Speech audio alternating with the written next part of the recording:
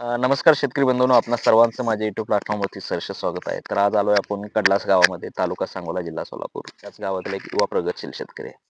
की सध्या नुकतंच त्यांचं BA फार्मसी हे शिक्षण पूर्ण झालं. पण नोकरी किंवा व्यवसायाकडे न वळताना आपल्या शेतीमध्येच एक स्वतःचं बिझनेस मॉडेल किंवा स्वतःचा एक व्यवसाय उभा करण्याचं काम त्यांनी केलं. एकंदरीत हा पूर्णपणे डाळिंबाचा प्लॉट आहे. सुरुवातीचे जे 900 झाड आहेत त्याचं कटिंग झालेलं आहे, बऱ्यापैकी 50-60% कटिंग झालेलं आहे. आणि राहिलेले जे 800 झाड आहेत त्याचं सध्या एक 15 दिवसामध्ये 25 दिवसामध्ये त्याचं कटिंग होणार आहे. आणि एकंदरीत खूप कष्टाळू शेतकरी आहेत. गेल्या 2-3 वर्षापासून डाळिंब शेतीमध्ये स्वतःचं करिअर करत आहे आणि खूप चांगल्या पद्धतीने अगदी सुरुवातीपासून ते शेवटपर्यंत चांगल्या पद्धतीने ते डाळिंबामध्ये वेगवेगळे प्रयोग करत असतात आणि चांगला विक्रमी दर घेणे हा त्यांचं मुख्य उद्दिष्ट राहत असतं. आज एकंदरीतच आपण त्यांच्या डाळिंब या प्लॉटवरती आलोय. तर सुरुवातीला त्यांची ओळख असेल आणि त्याच्यानंतर पूर्ण आपल्याला डाळिंबाचा जो सुरुवातीपासून ते शेवटपर्यंत कोणकोणत्या गोष्टी ते आपल्या डाळिंब प्लॉटवरती करत असतात, तर त्या सगळ्या गोष्टींचा माहिती आपल्याला त्यांच्याकडून घेत आहे. तर एकंदरीत सुरुवातीला सरांची ओळख करून घेऊया. नमस्कार सर. नमस्कार. नाव सांगा सुरुवातीला आपलं. वैभव काशीद. अच्छा. साधारण हे जे पूर्ण टोटल क्षेत्र आहे डाळिंबाचं, ते किती आहे तुमचं? 4 एकर. 4 एकर. मग या 4 एकरमध्ये टोटल झाडं किती बसली डाळिंबाची? 1800. 1800 बसले. आता पाहिलं पाठीमागची जी झाडं आहेत, मला वाटतं पहिलं कटिंग झालेलं आहे हो. त्याच्यामध्ये साधारण. मग त्याचं आणि हे टोटल अशी एकूण किती झाडं राहतात? टोटल कटिंग झालेल्या 900 झाडांचा प्लॉट आहे ना, हा आता फळावरती असणार 800 झाडाचा. 800 झाडांचा प्लॉट आहे. सुरुवातीला जो 900 झाडांचा प्लॉट आहे, साधारण त्याला दर किती भेटला तुम्हाला? तो 166 च्या आसपास भेटला आपल्याला. म्हणजे 166 इतका कटिंग आपल्याला हो. फायनल भेटला दर. तर एकंदरीत त्याचं जे नियोजन आहे, म्हणजे त्याची छाटणी असेल किंवा जे पहिले इत्रेल मारतो आपण, ते साधारण कधी मारलेलं होतं? त्या प्लॉटचं 11 सप्टेंबरच्या आसपास आपण इथ्रेल इत्रेल टाकलेलं आहे पहिलं. मारलेलं होतं. म्हणजे साधारण ऑगस्टमधली छाटणी असेल. हो. आता एकंदरीत पाहायला गेलं, हे पूर्ण जे टोटल क्षेत्र आहे, ते सगळं तुम्ही हँडल करता. हां. तर तसं पाहायला गेलं, आता सुरुवातीला जे आपण झाडांना खतं देत असतो, मग शेणखत असेल, रासायनिक खतं असतील, तर मग त्याच्यामध्ये कोणकोणती खतं तुम्ही भरता प्रत्येक झाडाला? शेणखतच आणि पहिल्यांदा 10-20 असं आधीच अच्छा, प्राथमिक म्हणजे 10. प्रायमरी स्टेजची भरतो. हं. नंतर त्या धरण्या अगोदर रेस्ट पिरियडला आपण स्प्रे टाकतो. अच्छा. आता सुरुवातीला जे शेणखत असतील किंवा रासायनिक खतं असतील, आता शेणखतामध्ये साधारण प्रत्येक झाडाला किती क्रेट शेणखत घालता? आपण धरताना 1 क्रेट 1 प्रति क्रेट खड्डा घालतो. शेणखत घालता. हं. मग आता साधारण सप्टेंबर मधलं आपलं एप्रिल आहे. तर तसं पाहायला गेलं सप्टेंबर पासून ते आतापर्यंत म्हणजे साधारण एक 7-8 महिने झाले. हो. आणि तसं पाहायला गेलं डाळिंबावरती सुद्धा आपल्याला वेगवेगळ्या किडींचा आणि रोगांचा प्रादुर्भाव होत असतो आणि हं. आपल्या मुळातच डाळिंबामध्ये जास्त प्रमाणात आपल्याला किडीमध्ये पाहायला गेलं तर शॉर्टहोल बोररचा सध्या जास्त पेन समस्या वाढलेल्या आहेत. म्हणजेच त्याला आपण पिनहोल बोरर म्हणत असतो. त्याचबरोबर रोगामध्ये पाहायला गेलं तेलकट असेल, मर असेल, कुजवा असेल, या रोगांचा सुद्धा प्रादुर्भाव होत असतो. तर एकंदरीत ह्यांचं नियंत्रण करण्यासाठी असं तुमचं स्प्रेइंगचं शेड्यूल वगैरे काय राहतं? आपण त्यासाठी पहिल्यांदाच रेस्ट पिरियडला चांगलं काम करतो पहिला त्यासाठी अच्छा. तेलकट वगैरेसाठी हे हं, हं, रेस्ट पिरियडला चांगलं काम केल्यानंतर हं. बऱ्यापैकी कव्हर मिळतं त्यातून आणि अच्छा, मग वातावरण बदल झाला तर एवढा इफेक्ट होत नाही. अच्छा. म्हणजे रेस्ट पिरियडला शक्यतो झाडाची इम्युनिटी ते स्ट्रॉंग करतो करण्यावरती हां जास्त राहते. त्यावर म्हणजे जे तेलकट असेल, मर रोग असेल, ते त्यावरती आपण बऱ्यापैकी रेस्ट आटोक्यात पिरियडला येतील चांगलं काम करतो. भविष्यामध्ये. हां. पण आता एकंदरीत पाहायला गेलं, स्प्रेइंग सुद्धा तुम्ही घेत असता अल्टरनेट. आता मुळातच सप्टेंबर म्हटल्यानंतर जास्त पावसाचा हे राहते. शेवटी म्हणजे पाऊस जास्त असतील, त्याच्यानंतर थंडी चालू होते. म्हणजे तिन्ही सीझनमध्ये हे आपलं फळ सापडत असतं. तर एकंदरीत पाहायला गेलं स्प्रेइंगचं शेड्यूल वगैरे कसं राहतं तुमचं अल्टरनेट? म्हणजे सुरुवातीपासून ते आतापर्यंत. म्हणजे 1 दिवसाने, 2 दिवसाने असं नाही, तुम्ही. पाऊस असेल तर 1-2 दिवसाला पहिल्या स्टार्टिंगला पाकळी हं, करपा, पाकळी कोज हं. यासाठी आपण स्टार्टिंगला पाऊस क्लायमेट बघून त्या पद्धतीने घेतो 1-2 दिवसाआड अच्छा, इथे. एकंदरीत वातावरणाचा अंदाज घेऊन नंतर त्याच्यानुसार. कोरडे लागले की परत 8-10 दिवस 15 दिवसाच्या अच्छा, स्टेजने घेतो. म्हणजे क्लायमेट बघून त्या पद्धतीनं अच्छा. घेतो.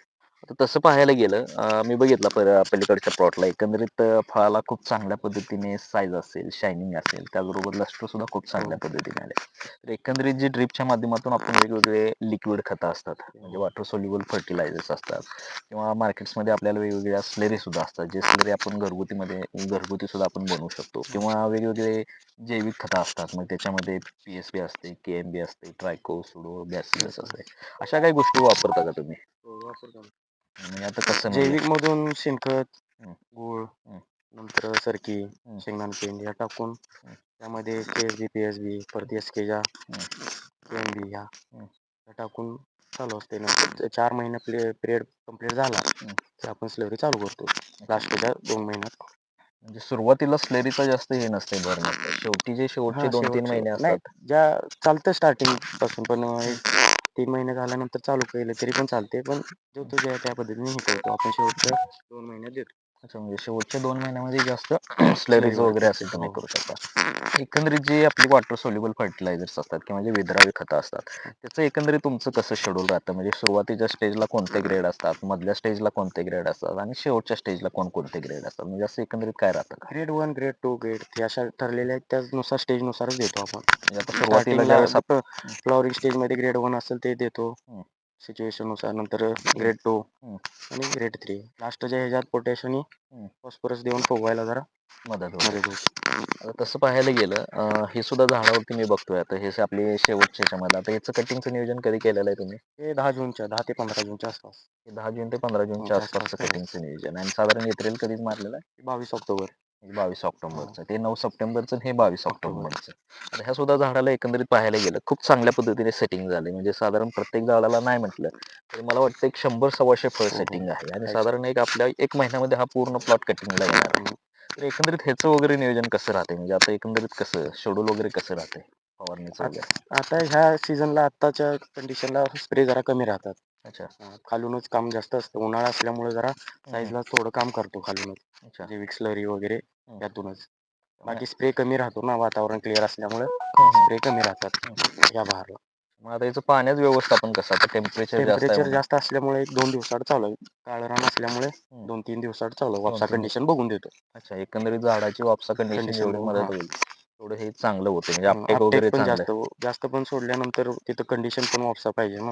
हं, हं. उचलायला पण मदत केली पाहिजे. वापसा कंडिशन बघून देतो. अच्छा. आता तुम्ही स्वतः पदवीधर आहात. मला वाटतं आय थिंक तुम्ही बी-फार्मसी येस. पूर्ण केलेलं आहे. मग एकंदरीत बी-फार्मसी नंतर स्वतःचा व्यवसाय किंवा नोकरीमध्ये न बघता शेती क्षेत्रामध्येच कसं काय उतरलंय? आवड होती. अच्छा. आता हे सगळं स्वतः हँडल हो. करता. हे साधारण किती वर्षाचा अनुभव आहे तुम्हाला डाळिंबामध्ये? तसं पप्पा करत होते आधी 10-15 वर्षापासून हं, शेतीचा व्यवसाय. हं, त्यानंतर मग हळू असं बघत शिकत मग हं. आणि आता त्यात साधारण तुम्ही किती वर्षापासून स्वतः ह्याच्यामध्ये बघता? मागच्या वर्षीपासून. म्हणजे साधारण 2 वर्ष होत हो. आले तुम्हाला. तसं पाहायला गेलंय की युवा शेतकरी आहेत, स्वतः ग्रॅज्युएशन झालंय आणि खूप चांगल्या पद्धतीने हा प्लॉट त्यांनी डेव्हलप केला. तर एकंदरीत ह्या प्लॉटचं पाहायला गेलं, पाठीमागचा 900 प्लॉट असेल, ह्या प्लॉटचा 800 असतील. तर एकंदरीत ह्या टोटल ह्याला खर्च किती आला? तर मग अगदी खत व्यवस्थापन, छाटणी व्यवस्थापन, मजूर किंवा फवारणीचा खर्च असेल किंवा इतर गोष्टी असतील. 5-6 लाखापर्यंत जातो. म्हणजे टोटल 1700-1800 झाडाला 5-6 लाखापर्यंत खर्च हां. आला. आता एकंदरीत त्या झाडाचं कटिंग जे आहे ते आपलं साधारण 166 रुपयांनी गेलंय. तर साधारण त्या पहिल्या कटिंगमध्ये किती माल निघाला? 8 टनाच्या आसपास निघाला. 8 टनाच्या आसपास निघाला. तर अजून तसं पाठीमागे माल आहे. अजून पाठीमागे मला वाटते 2 तरी तोडे होतील अजून. हो, हो. तर साधारण हे एकंदरीत आपले 900 आणि 800 म्हणजे 1700 झाड आहेत आणि तसं पाहायला गेलं तर साधारण 5 ते 6 लाख रुपयेपर्यंत खर्च आलाय. आणि तसं पाहायला गेलं 900 झाडाचं 166 रुपयाने कटिंग झालंय साधारण 8 टन. 8 टन इतका माल निघाला आणि दुसरा जो प्लॉटचं नियोजन आहे 800 झाडाचं ते सुद्धा खूप चांगल्या पद्धतीने फळं सेट झालेत आणि एकंदरीत हा सुद्धा प्लॉट साधारण 1 महिन्याने कटिंग झाला आणि युवा शेतकरी आहेत, खूप कष्टाळू आहेत आणि नवनवीन प्रयोग ते आपल्या शेतामध्ये करत असतात आणि आता सुद्धा शेतामध्ये आल्यानंतर त्यांची काहीतरी धडपड त्या बागेमध्ये चाललेली असते. तर एकंदरीत सर्व शेतकरी बांधवांना हा व्हिडिओ कसा वाटला कमेंटच्या माध्यमातून जरूर सांगा. ज्याही शेतकरी बांधवांनी अजूनही आपल्या YouTube चॅनलला लाईक, शेअर आणि सबस्क्राईब केलं नसेल तर त्या शेतकरी बांधवांनी जरूर करावे. धन्यवाद.